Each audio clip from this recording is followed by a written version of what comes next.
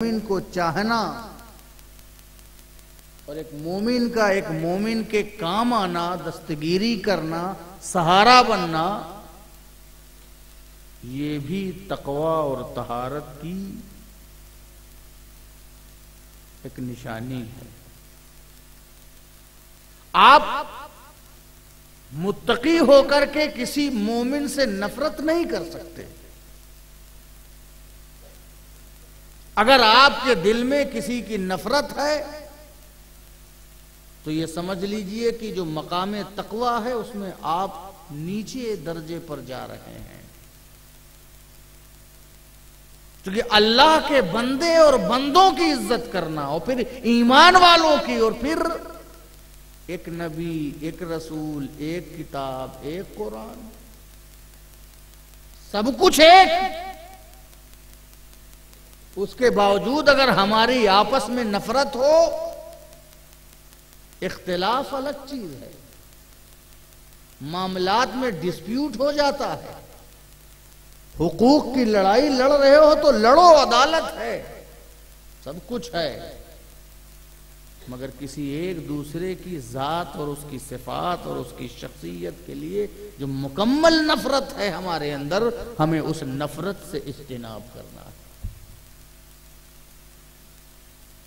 इसीलिए इत्तिहाद और इत्तिफाक के लिए दावत दी गई, वअतसिमू बिहब्लिल्लाहि जमीअन वला तफर्रकू।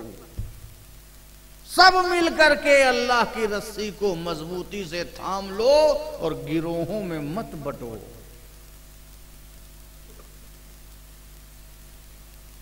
और अल्लाह की नेमत को याद करो।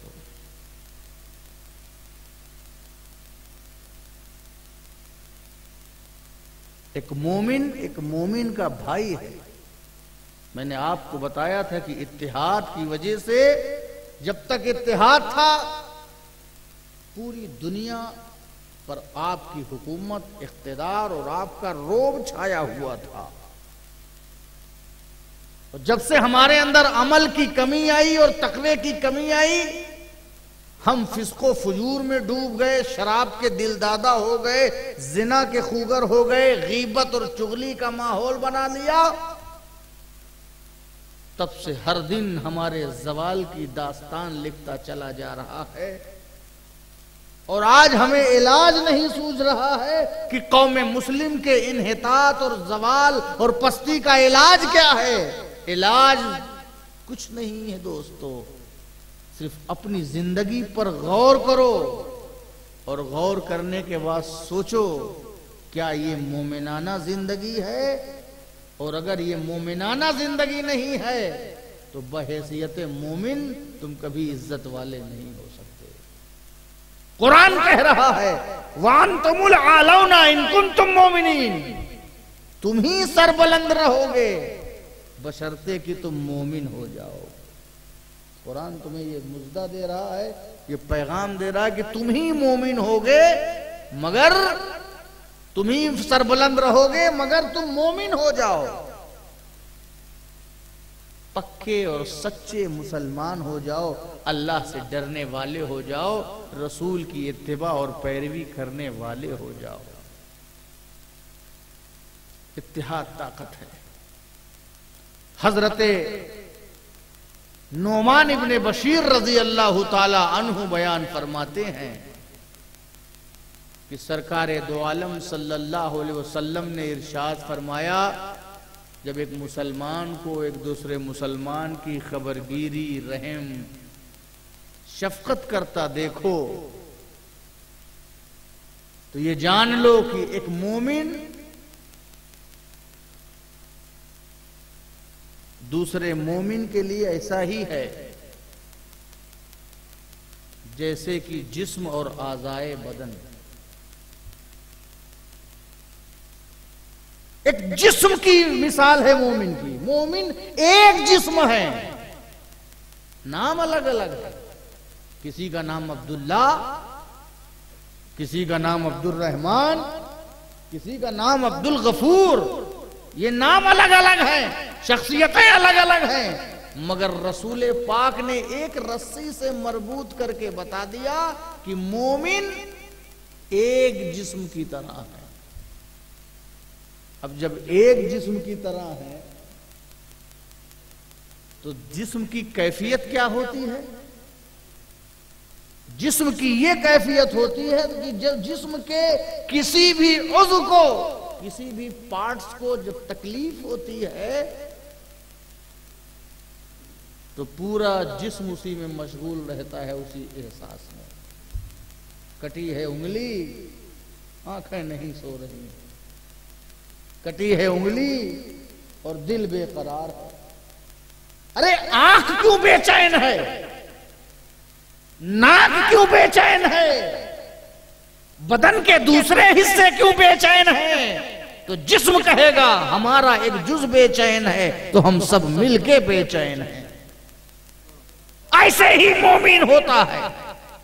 अगर एक मोमिन हमारा परेशान हाल है, अगर एक मोमिन मुसीबत में है, अगर एक मोमिन इब्तिला में है, अगर एक मोमिन परेशानी में है, तो ये रसूल पाक की बताई हुई तालीम के मुताबिक ये हम पर वाजिब है कि हम अपने मोमिन भाई की बेकरारी पर बेकरार हो जाएं, उसकी परेशानी पर परेशान हो जाएं, उसके दुख में दुखी हो जाएं, उसके सुख में सुखी हो जाएं। जब एक जिस्म है तो हमारे मफाद भी एक हैं, हमारे फायदे भी एक हैं, हमारे नुकसान भी एक हैं। हमारा फायदा भी एक, जब जिस्म राहत महसूस करता है तो सबको राहत होती है, जब तकलीफ महसूस करता है तो सब तकलीफ होती है। क्योंकि रसूल ने फरमाया मोमिन एक जिस्म है, और जब तक हमारे अंदर ये बाकी रहेगा, इत्तिहाद बाकी रहेगा। अब आप सोचें कि जिस मोमिन को जिस्म कहा गया हो, एक को तकलीफ हो तो दूसरे को तकलीफ हो, फिर वो जालिमों का क्या आलम होगा, वो जालिमीन का क्या आलम होगा, जिन्होंने मोमिने जिंदगी को छोड़ करके एक दूसरे मोमिन पर जुल्म और जबर और सितम के पहाड़ तोड़े। दोस्तों और अजीजों, मेरा बताने का मकसद ये है कि आज हम और आप ईमानी जिंदगी की खुशबुओं में नहा लें और अपने गिरेबान में झांकना सीख लें और अपने गलतियों का मदावा ढूंढ लें। हर दिन गनीमत है अगर तौबा मिल जाए, हर सांस गनीमत है अगर अपनी गलतियों का एहसास हो जाए। पत्थर पर पानी टपकता रहता है, टपकता रहता है, टपकता रहता है, एक दिन पत्थर में भी सुराख हो जाता है। इसी उम्मीद को लेकर के वो बात होती रहेगी, चलती रहेगी, करते रहेंगे। न जाने किस दिन कौन सी बूंद हमारे दिल के अंदर नरमी पैदा कर दे और हमारा दिल मुत्तकी दिल बन जाए, काबा और मदीने वाला दिल बन जाए। इसी उम्मीद पर तालीम पर तालीम दी जा रही है। तो मोमिन एक जिस्म की तरह है। मोमिन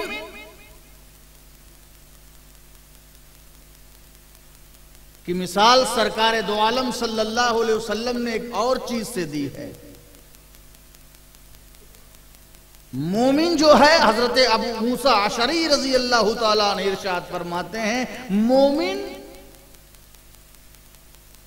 एक दीवार की तरह है। मोमिन की मिसाल एक दीवार की तरह है। जब दीवार खड़ी होती है तो सरकार फरमाते हैं मोमिन एक दीवार की तरह है, जैसे दीवार का एक जुज दूसरे जुज को जोड़े रहता है।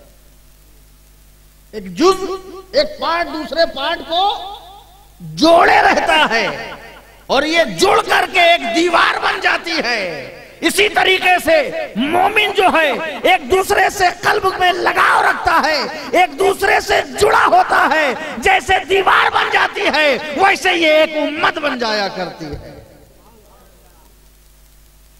हर ईंट की जरूरत है दीवार बनने में, और हर ईंट दूसरी ईंट को मजबूती देती नजर आ रही है। मोमिन की भी यही सिफत होनी चाहिए, हर आदमी दूसरे को मजबूती दे, हम किसी की कमजोरी ना बने, हम किसी को कमजोर करने की कोशिश ना करें, बल्कि अगर हम बन सकें तो दूसरों की ताकत बन सकें, दूसरों का सहारा बन सकें, दीवार की तरह। और सरकार ने इरशाद फरमा कर के उंगलियों को आपस में मिलाया कि जैसे एक उंगली दूसरे उंगली से ऐसे लग जाती है तो किस तरीके से मजबूत हो जाती है, किस तरीके से मोमिन की मिसाल है। आज हमारे अंदर कुदूरतें पैदा हो गई, खुदगर्जियां पैदा हो गई, नफरतें पैदा हो गई, अपने अपने मफादात को लेकर के हम ऐसा भाग रहे हैं जैसे लगता है कि दुनिया का मैदान जीतने के बाद हम आखिरत का मैदान जीत लेंगे। नहीं नहीं, ऐसा कुछ नहीं है। ये खाम ख्याली हम छोड़ दें। ये दुनिया किसी की होने वाली नहीं है। दुनिया इसलिए है ताकि हम आखिरत बना लें, दुनिया इसलिए नहीं है कि हम अपनी आखिरत को बर्बाद कर लें। दोस्तों, अगर खुदगर्जी ही जानना है, अगर सेल्फिश ही होना है, अगर नफा नुकसान की ही सोच है तो जरा दीनी नजरिए से सोचो। ये दुनिया बचाने में नफा है या दुनिया को तज करने में नफा है? ये दुनिया एक बेवफा तवाइफ की तरह है जो किसी एक के घर नहीं ठहरती। आज दुनिया हमारे पास है, कल तुम्हारे पास है, परसों किसी और के पास है। क्या कोई तवाइफ पर एतमाद करेगा? कोई नहीं करेगा। इसी तरीके से दुनिया पर एतमाद ना करो, एतमाद करो तो उस जात पर एतमाद करो जिसने तुम्हें दुनिया में डराया है और जिसने तुम्हें आखिरत की बशारत दी है। अगर एतमाद करना है तो जनाबे मोहम्मद रसूलुल्लाह पर करो, पर ईमान लाओ, दुनिया पर एतमाद मत करो। दुनिया किसी की नहीं होने वाली। आपने देखा होगा, बड़े बड़े खंडरों का मुजाहरा किया होगा, कितने रेशमी लिबास आपको रास्ते में चिथड़ों की शक्ल में मिलते होंगे।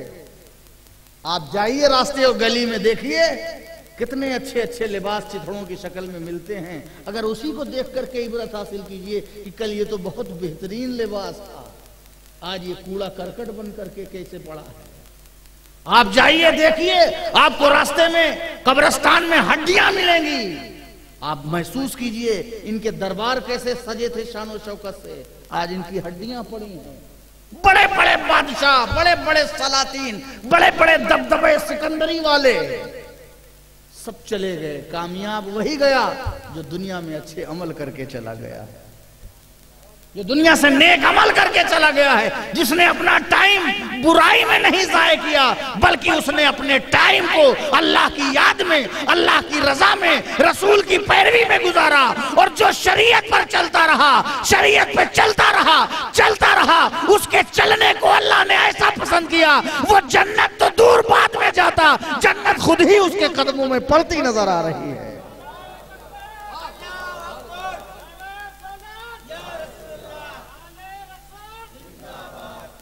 तो मोमिन एक दूसरे मोमिन के लिए दीवार की तरह है।